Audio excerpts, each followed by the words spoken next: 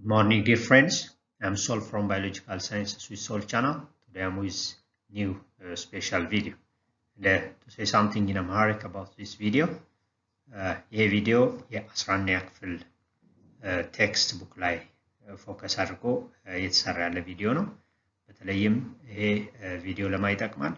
ለ11ኛ ክፍል ተማሪዎች ይጠቅማል። እንዲሁም ደግሞ ብሔራዊ ፈተና ለሚፈተኑ 12ኛ ክፍል ተማሪዎች እንዲሁም ደግሞ በዚህ በ2015 ዓመተ ምህረት ብሔራዊ ፈተና ተፈትነው ወይም ደግሞ ተፈትናችሁ በቂ ውጤት ላላመጣችሁና በሬሜዲያል ኮርስ ወስዳችሁ በቀጣይ ዩኒቨርሲቲ ትምህርታችሁን እንድትቀጥሉ እድል ለተመቻቸላችሁ ተማሪዎች ትልቅ አስተዋጽኦ ያደርጋል ብለን አምነን ነው ይሄንን ቪዲዮ እየሰራን ያለነው። ባይ ዘ ዌይ 11ኛ ክፍል እንዲሁም የ12ኛ ክፍል ቴክስት ቡክ ላይ ቤዝድ አድርገን ተከታታይ የሆኑ ቪዲዮዎችን እንሰራለን ማለት ነው በቀጣይ። ስለዚህ የበለጠ እንድንበረታታ ሰብስክራይብ ያላደረጋችሁ ሰብስክራይብ አድርጉን። እንዲሁም ደግሞ ለተማሪዎች ለሚመለከታቸው ተማሪዎች እንዲደርስ ሼር አድርጉ። ስለዚህ እናመሰግናለን። So let us continue our presentation. In this presentation we are going to deal about unit 2 of grade 11 biology. It is about biochemical molecules. በዚህ በ11ኛ ክፍል ዩኒት 2 ባዮሎጂ ሞር ኦፍ ትኩረት የሚያደርገው ባዮኬሚካል ሞለኪውልስ የሚባል ነው። እነዚህ ባዮኬሚካል ሞለኪውልስ ደግሞ በሁለት ይከፈላሉ።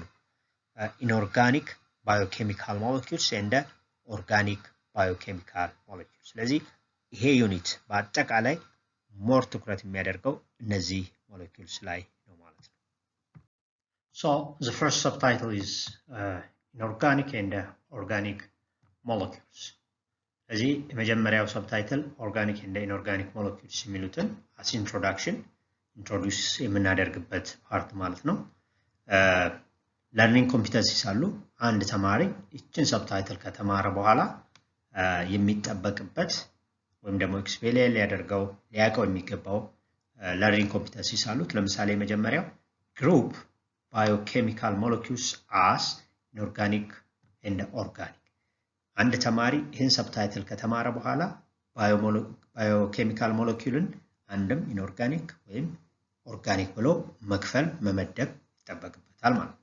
ሌላው explain which chemical elements are molecules found most often in biological molecules. ከዚህ በኋላ የምንዘረዝራቸው ኬሚካል ኤሌመንትስ አሉ። ከነዚህ ኬሚካል ኤሌመንትስ በብዛት በህይወት ባለው ነገር ውስጥ የሚገኙት የትኞቹ ናቸው? ስለዚህ ይሄ አንዱ ይሄን ሰብታይትል ከተማረ አንድ ተማሪ የሚጠበቅ ኮምፒተንሲስ ነው ማለት ነው። explain which chemical elements are molecules found most often in biological molecules. So these are some learning competencies after learning this subtitle. Classification of inorganic and organic molecules. We can classify molecules into inorganic and organic molecules. ማለት ነው molecules አንድም inorganic ወይም ደግሞ organic በማለት ለሁለት ልንከፍላቸው እንችላለን። Biological molecules can be classified into main types. እነዚህ biological molecules ወይም ደግሞ biochemical molecules የምንላቸው በሁለት ልንከፍላቸው እንችላለን ማለት ነው። የመጀመሪያው ግሩፕ ወይም ደግሞ type inorganic molecule ወይም biomolecule ማለት እንችላለን። ሁለተኛው ደግሞ organic molecule። ምንድነው ልዩነታቸው? organic molecule ከinorganic molecule የሚለየው ምንድነው? What's the difference between these two types of molecules? የመጀመሪያው organic molecules always contain both carbon and hydrogen. And molecule organic molecule no can it must contain both carbon and hydrogen atoms. And molecule organic molecule no can የግድ ካርበን እና ሃይድሮጅንን በአንድነት መያዝ አለበት ማለት ነው። ሌላኛው inorganic molecules may contain one or the other or neither but not both. አንድ ሞለኪውል ኢንኦርጋኒክ ሞለኪውል ነው ካል ወይ ካርበን ይኖረዋል ወይ ሃይድሮጂን ይኖረዋል ወይ ደግሞ ካርበንም ሃይድሮጂንም አይኖረውም ነገር ግን by any means ሁለቱን በአንድነት ሊይዝ አይችልም አንድ ኢንኦርጋኒክ ሞለኪውል ወይ ካርበን ይኖረዋል ወይ ሃይድሮጂን ይኖረዋል ወይም ደግሞ ካርበንም ሃይድሮጂንም ላይኖረው ይችላል ነገር ግን ሁለቱን በአንድነት ሊይዝ አይችልም ይሄ ነው ልዩነቱ ኦርጋኒክ ከሆነ ካርበን እና ሃይድሮጂን የሚባሉትን ኤሌመንትስ በአንድነት መያዝ አለበት ኢንኦርጋኒክ ከሆነ ግን ካርበን ሊኖረው ይችላል ወይ ሃይድሮጂን ሊኖረው ይችላል ወይ ደግሞ ሁለቱም ላይኖረው ይችላል ነገር ግን ሁለቱ ካርበን እና ሃይድሮጂንን በአንድነት ሊይዝ አይችልም ማለት ነው እዚህ ጋር ምሳሌዎች ማየት እንችላለን ለምሳሌ some inorganic molecules ምንድነው ካልሲየም ካርቦኔት እዚህ ጋር እንደምታዩት ምን አለው ካልሲየም አለው ካርበን አለው ኦክሲጅን አለው ነገር ግን ሃይድሮጂን የለውም ሁለተኛው ካርቦን ዳይኦክሳይድ ካርበን እና ሁለት ኦክሲጅን አለው ስለዚህ ሃይድሮጂን ስለሌለው አንድ ካርበን አለው ዋተር እንደገና ሃይድሮጂን አለው ኦክሲጅን አለው የኛው ደግሞ አይረን ትራይኦክሳይድ ነው የሚባለው አክቹአሊ ይሄ ደግሞ ምንም የለውም ካርበንም የለውም ሃይድሮጂንም የለውም ስለዚህ አንድ ኢንኦርጋኒክ ሞለኪውል ኢንኦርጋኒክ ነው የምንለው አንድም ካርበን ብቻ ወይም ደግሞ ሃይድሮጂን ብቻ ወይም ደግሞ ሁለቱም ላይኖረው ይችላል ማለት ነው ነገር ግን ካርበን እና ሃይድሮጂን at the same time ከያዘ ግን ይሄ ኢንኦርጋኒክ ሳይሆን ኦርጋኒክ እንለዋለን ለምሳሌ some organic molecules የሚባሉት ግሉኮስ ለምሳሌ C6H12O6 ካርበን ሃይድሮጂንን በውስጡ ይዟል ግላይሲን እንደዚሁ ይሄም ካርበን እና ሃይድሮጂንን በውስጡ ይዟል ሊኖኒክ አሲድ የሚባል ፋቲ አሲድ ታይፕ ነው እንደዚሁ እንደምታዩት እዚህ ጋር ካርበን እና ሃይድሮጂን አለ ሚታይል ወይም ደግሞ ሚቴን የሚባለው ጋዝ ይሄ ሚቴን የሚባለው ጋዝ እንዲሁ ካርበን እና ሃይድሮጂን በውስጡ ይዟል ማለት ነው this is the difference between inorganic and organic biomolecules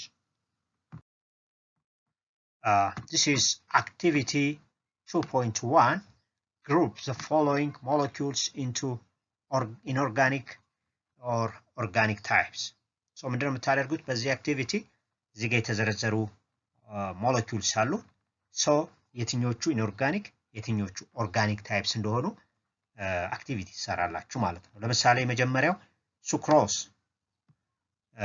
the second is carbon monoxide the third one is deoxyribose stearic acid which is a fatty acid type ሌላኛው nitrogen dioxide sulfuric acid lactic acid lysine which is amino acid type ATP that means adenosine triphosphate sodium chloride so you have to group these molecules into inorganic and organic types so it is your activity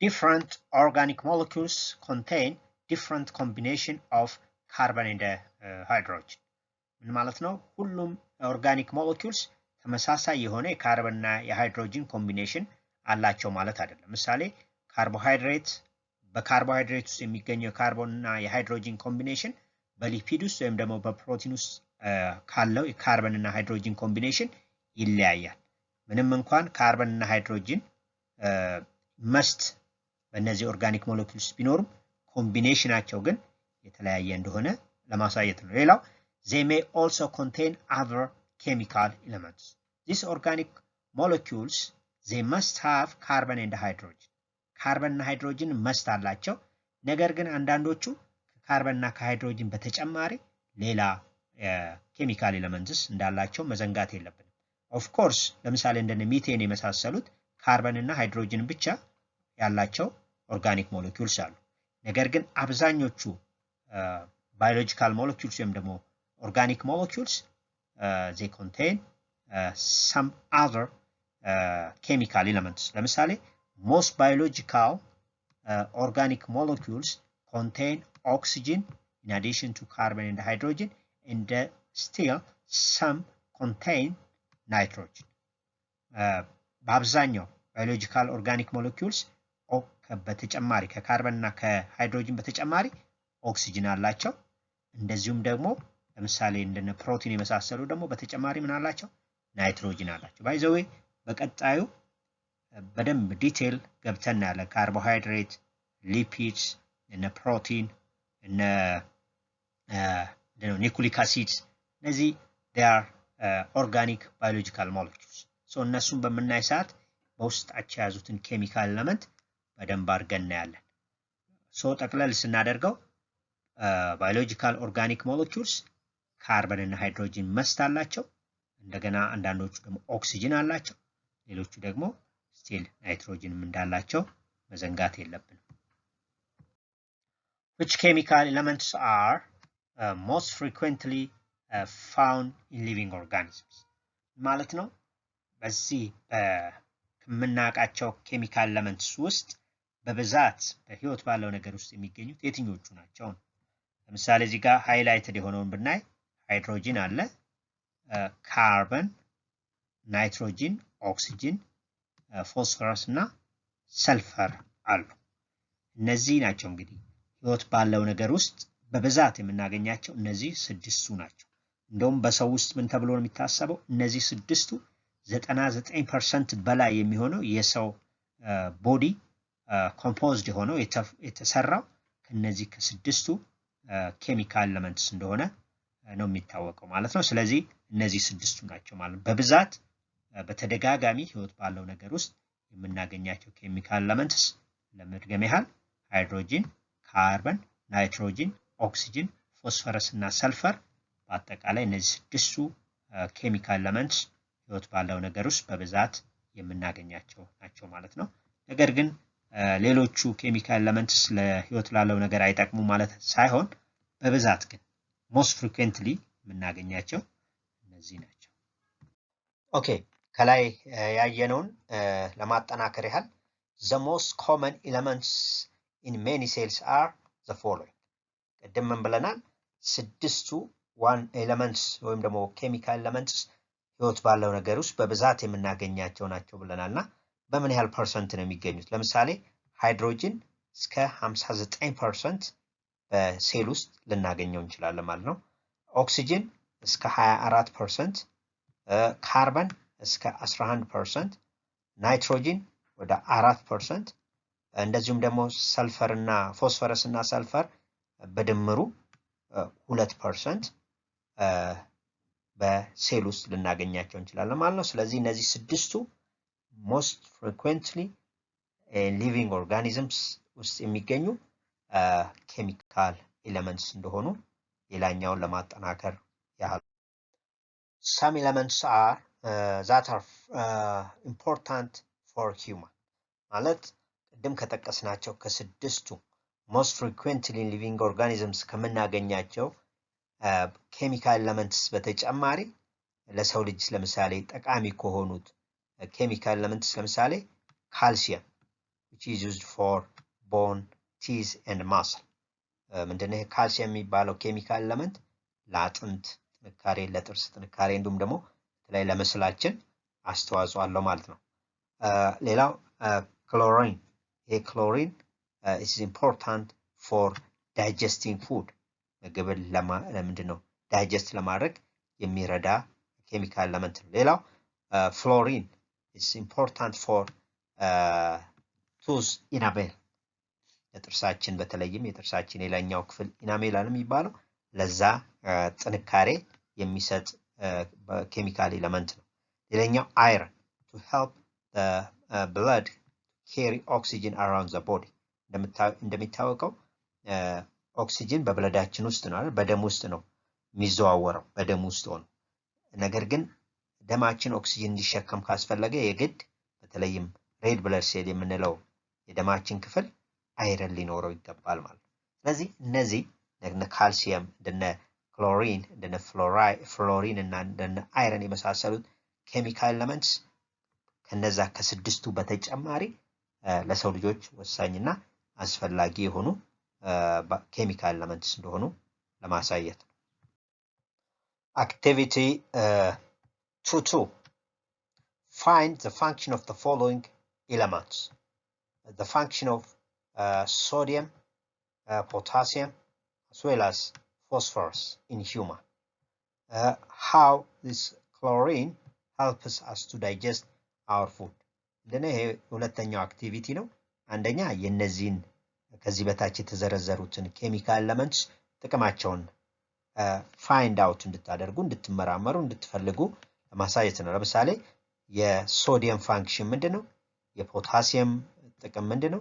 እንዲሁም ደግሞ የፎስፈረስ ጥቅም ምንድነው? ለሰው ልጆች እነዚህ ኬሚካል ኤሌመንትስ ለምን ያገለግላሉ? እንደገና how chlorine helps us to digest our food. እንዴት ነው ክሎሪን የሚባለው ኬሚካል ኤሌመንት ምግባችንን ዳይጀስት እንድናደርግ የሚረዳ? So you have to read some reference. ምናልባት ጎግል ልታደርጉ ትችላላችሁ ኦር ደግሞ ሌሎች መጽሐፍ ካገኛችሁ እነዛን አንብባችሁ አንድ ሁለት ብላችሁ የሶዲየምን፣ የፖታሲየምን፣ የፎስፈረስን ለሰው ልጆች የሚሰጡትን ጥቅም እንዲሁም ደግሞ ክሎሪን እንዴት አድርጎ ነው ምግባችን ዳይጀስት እንድናደርግ የሚረዳን የሚለውን እናንተ የቤት ስራ ተውላችኋለሁ ማለት ነው። ሶ እንዴት ነው እነዚህ ባዮሎጂካል molecules either organic or inorganic molecules የሚባሉት እንዴት ነው የሚፈጠሩት?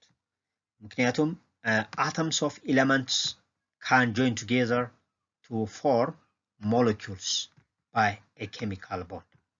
Atoms of different elements can join together, or atoms of the same elements can join together through these chemical bonds. Sometimes two atoms of the same element join together to make molecules. For example, oxygen. Two oxygen atoms react to each other to make oxygen molecule. አንድ ኦክሲጅን ብቻዋን ኦክሲጅን አተም እንላታለን። ነገር ግን ሁለት ኦክሲጅን አተም አንድ ላይ ሪአክት ካደረጉ በኋላ ሁለቱ ኦክሲጅን በአንድነት አተም ሳይሆን የሚባለው ሞለኪውል ይባላል። እዚህ ጋር እንደምታዩት two hydrogen atoms react to each other because እዚህ ጋር እንደሚለው two atoms of the same element. Two atoms of the same element. እነዚህ ሁለት ሃይድሮጅን አተምስ ተመሳሳይ ናቸው። ሁለቱ ሪአክት ሲያደርጉ የሚፈጠረው H2. This H2 is not an atom. It is rather what? Molecule. Hydrogen ወይም ደግሞ hydrogen molecule. ሁለት nitrogen atoms. Atoms of the same elements ናቸው. When they react to each other, nitrogen molecule is formed.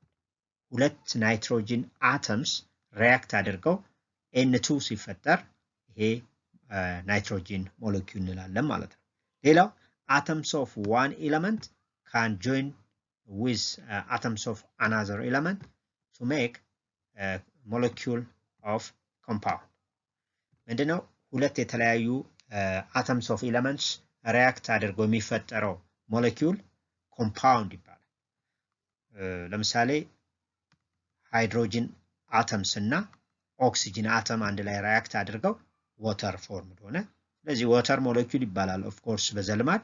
ነገር ግን ምን ይባላል? compound ነው formed የሚሆነው።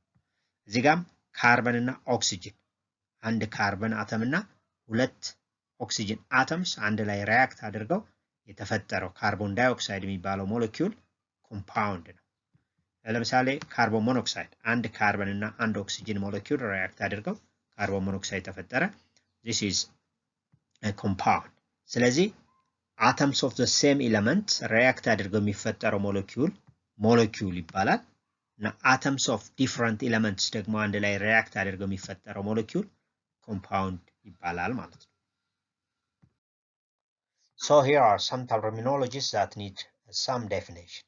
እንደው እዚህ ጋር ቃላቶች አሉ። እነዚህን ቃላቶች ዲፋይን ለማድረግ ወይም ደግሞ ለመተርጎም ያህል ነው። ለምሳሌ መጀመሪያው atom.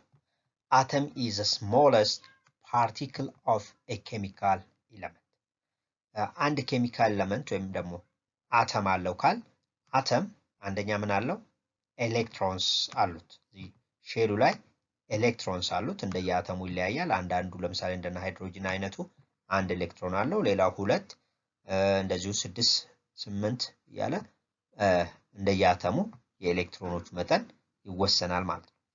ሁለተኛ አንድ አተም ምን አለው ኒኩለስ ውስጥ ፕሮቶን አለው እንደዚሁም ደግሞ ምን አለው ኒውትሮን አለው ኦፍ ኮርስ አንዳንድ አተምስ ለምሳሌ ሃይድሮጅን አተም ኤሌክትሮን እና ፕሮቶን ብቻ ነው ያለው ኒውትሮን የለው ነገር ግን አብዛኛው አተም ፕሮቶን አለው ኒውትሮን አለው እንዛ ኒኩለስ እንዲሁም ደግሞ ኤሌክትሮንስ አሉት ማለት ነው ኤኒዌይስ ግን atom is the smallest particle of a chemical element ለማለት ነው ሌላኛው ቦንድ ነው bond is energy that join atom together to make a molecule or a compound ቀደም ብለናል molecule የሚባለው atoms of the same element join ሲያደርጉ የሚፈጠረው substance ነው እና እነዚህ ሁለት atoms of the same element እርስ በርስ join አድርገው molecule እንዲፈጠር ያደረጋቸው ኢነርጂ ቦንድ ይባላል እንዲሁም ደግሞ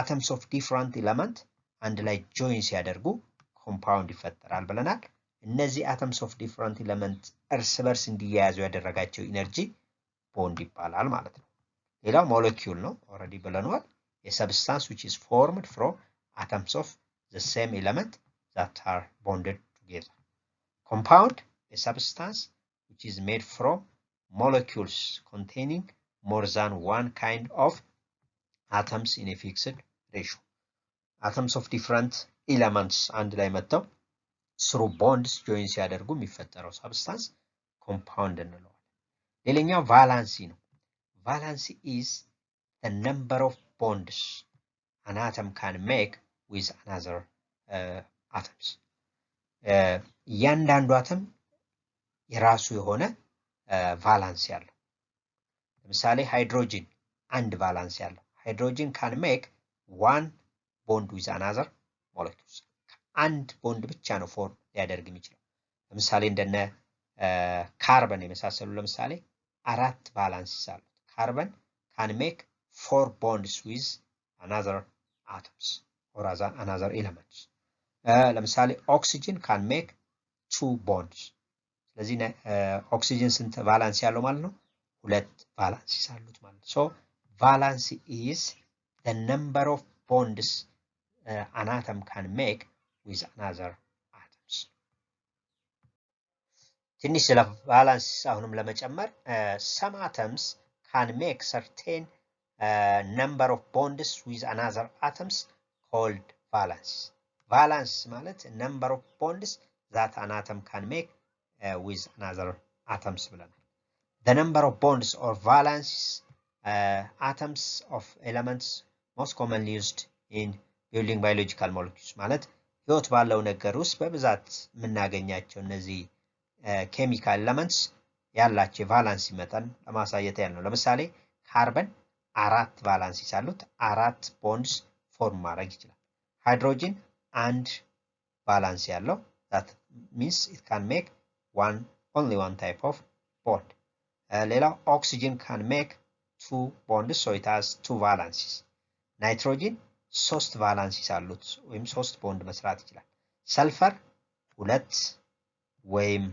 4 even 6 valences ወይም 6 ቦንድ መስራት የሚችልበት አቅም አለው ማለት ነው ሌላው phosphorus 5 valences አሉት 5 ቦንድ ፎርም ማድረግ ይችላል ማለት ነው different elements or atoms have different valences so whilst a carbon atom can bond with 4 hydrogen atoms each hydrogen atom can only bond with 1 carbon ምን ማለት ነው አንድ ካርበን አተም አራት ሃይድሮጅን አተምስ ጋር ቦንድ ይሰራል ለምሳሌ ሚቴን ማየት እንችላለን CH4 ነው አንድ ካርበን ከአራት ሃይድሮጅን አተምስ ጋር ቦንድ መስራት ይችላል ምክንያቱም ካርበን አራት ቫላንስ ስላለው ነገር ግን አንድ ሃይድሮጅን አንድ ቦንድ ብቻ ነው መስራት የሚችለው because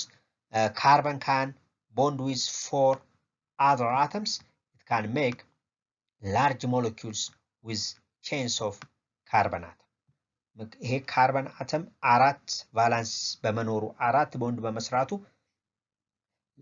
large molecules ትልልቅ molecules ሊፈጠሩ ይችላሉ ማለት ነው ስለዚህ ባጭሩ ይሄ ካርበን አተም 4 ቫላንሲስ 4 ቦንድስ በመስራቱ ህይወት ላለው ነገር ወሳኝ የሆኑ ኦርጋኒክ ሞለኪውልስ ፎርምድ እንደሚሆኑ ለማሳየት ነው። Thank you for watching. I will come back soon with another new video which focus on water. Water is one of the most common inorganic biomolecules, so we're going to discuss water in detail in the next video. Thank you very much.